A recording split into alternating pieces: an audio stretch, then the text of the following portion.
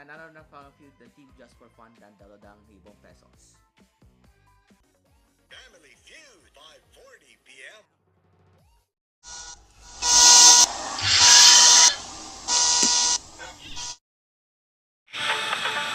Welcome to my episode that is called Nagmamano pa. That's okay.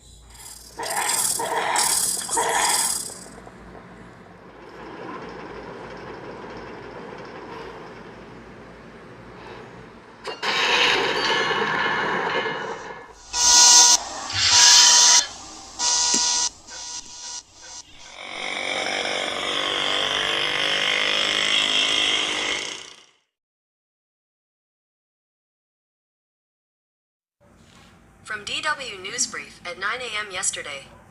9 a.m. yesterday.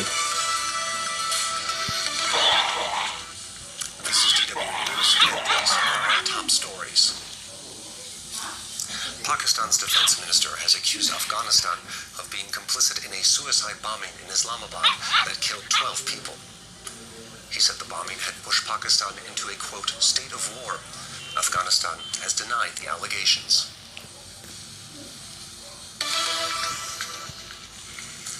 Around 300 Russian soldiers have advanced on the Ukrainian city of Pokrovsk through a blanket of thick fog. That's according to the Ukrainian military. A video posted on social media appears to show Russian troops moving into the city. Russia has suffered more than 100,000 casualties in the battle to capture the key Ukrainian crossroads.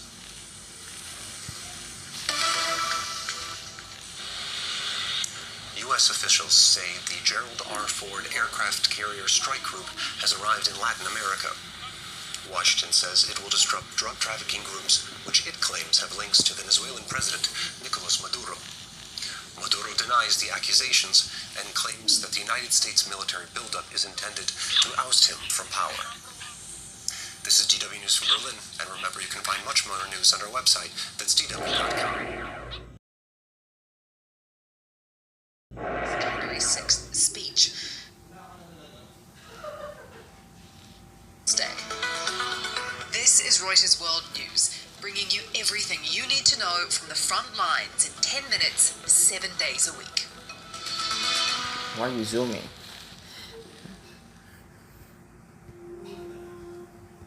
On this vote, the ayes are 60, the nays are 40. The bill, as amended, is passed.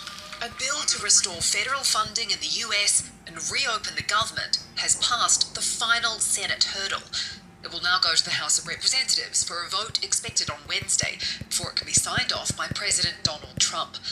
To pass in the Senate, 8 Democrats sided with Republicans, agreeing to legislation which doesn't address Democrats' main demand, the extension of health insurance subsidies about to expire. Reporter Nolan McCaskill, who's at the Capitol, says the defectors are taking some heat. There's just a lot of anger right now at a time when the party was finally seeming to come out of the wilderness. They had a very good election night last week. They seemed like they had a lot of momentum. There are questions internally about whether they sort of used up all their leverage. And so at the end of the day, a few Democrats decided to vote with Republicans. And so there's just a lot of anger at the point that maybe Democrats held out in the end for really nothing. And by nothing, Nolan means the mere commitment to take up a vote on healthcare subsidies. There's no commitment that this will pass. There's no commitment that if it does pass, it'll be taken up in the House. There's no commitment that if it passes both chambers, it will go to the president's desk and he'll sign it. But I think Democrats will try to engage with Republicans to try to get a popular product that could reach that outcome. And if it doesn't, I think they'll feel like they've done enough to blame Republicans for the skyrocketing healthcare costs and make that a big issue over the course of the next year. Ironically, travel chaos caused by the shutdown could cause the shutdown to go on even longer. That's because the lawmakers...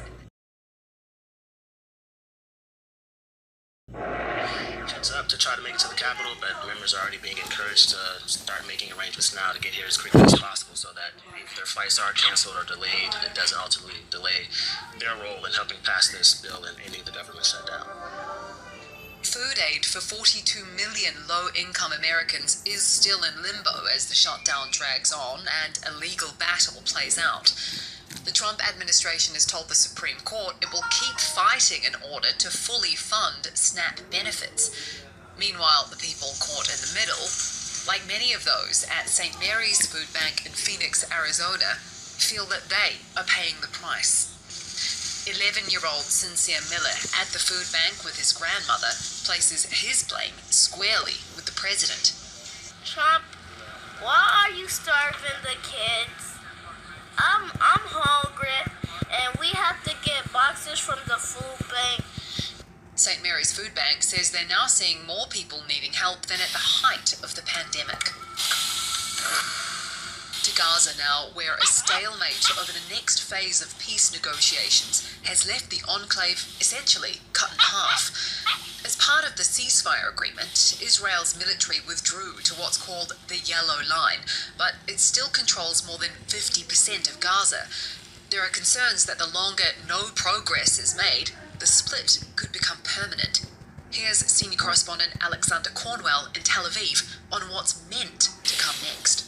The next phase of the plan is supposed to see the beginning of reconstruction, a new transitional governing authority to take over in Gaza, the deployment of a multinational security force, and also the gradual further withdrawal of the Israeli military.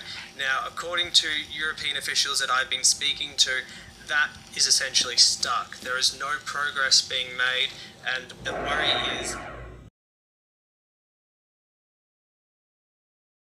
involvement and gets the Israelis on board on Palestinian statehood. We're set to be stuck in this period where we're at now. President Trump's son-in-law, Jared Kushner, met with Prime Minister Benjamin Netanyahu in Israel on Monday. The focus of the meeting, that second phase of the Gaza ceasefire deal, and how to deal with some 200 Hamas fighters still holed up in tunnels. The UK's public broadcaster, the BBC, is deciding how to respond to a legal threat from President Trump, where he's threatening to sue them for $1 billion. It's over what he calls a false and defamatory documentary edit of his January 6th speech. The BBC admits the way it spliced clips from different parts of the same speech made it look like Trump was inciting the Capitol riot, and that it was an error of judgment.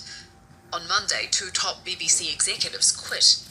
The corporation is rejecting claims of systemic bias. Trump has pardoned more than 70 allies, including Rudy Giuliani, who were accused of trying to overturn his 2020 election loss.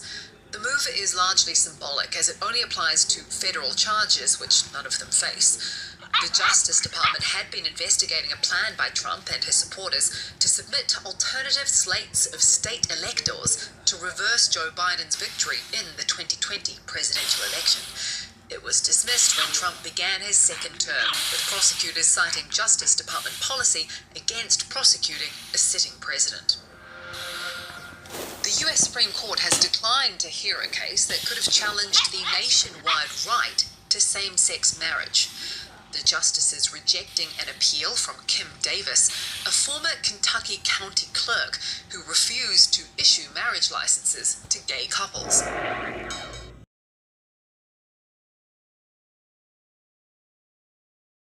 And it surpasses Black Friday, Cyber Monday, and Prime Day, being by far the biggest retail event of the year.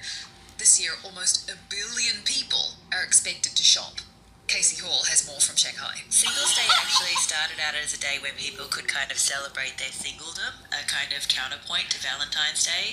In terms of shopping, people could buy themselves something nice on the 11th of the 11th, as opposed to getting something from, a boyfriend or girlfriend on Valentine's Day, and it really grew from there. According to Alibaba this year, there was 35 brands in the first hour of the sale this year that sold more than 100 million RMB in merchandise, and they included Nike and L'Oreal, as well as local brands. 100 million RMB, by the way, is about $14 million sold by each brand in less than an hour. Former French President Nicolas Sarkozy is back home after less than 3 weeks behind bars. The Paris court has granted him conditional release pending his appeal trial. He had been serving a 5-year sentence over a scheme to finance his 2007 election campaign with funds from Libya.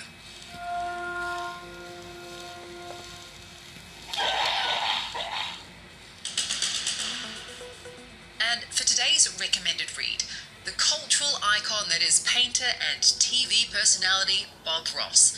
Today, fans can get one of his original paintings, with 3 of them being auctioned in LA. There's a link to the story in today's podcast description. For more on any of the stories from today, check out Reuters.com or the Reuters app. Don't forget to follow us on your favourite podcast player. If you're listening on a smart speaker, just ask for the latest news from Reuters 7 days a week. We'll be back tomorrow with our daily headline show.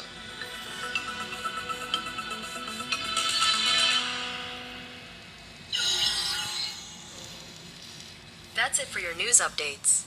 To see more stories, open Google News.